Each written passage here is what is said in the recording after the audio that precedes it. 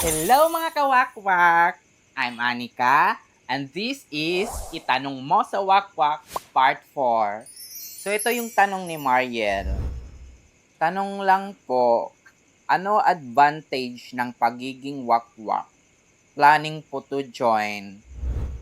Over sa Ask Me. Actually, this is very personal to us and very confidential.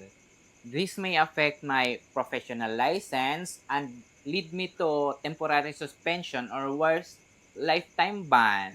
But for you, my lovely followers, I'll take the risk, okay? Personally, I think there's a lot of advantage, particularly me as manananggal.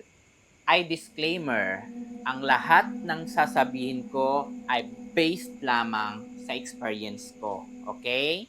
Ako so far, based on my personal experience of being a wakwak for almost 2 years and a half months, I think one of the perk is flexible working hours. Unlike sa corporate jobs, as a wakwak, hawak mo ang oras mo.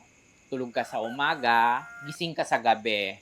Just like freelancers na parang naka-US based. So those freelancers na planning mag-join, this is a good news for you. No need na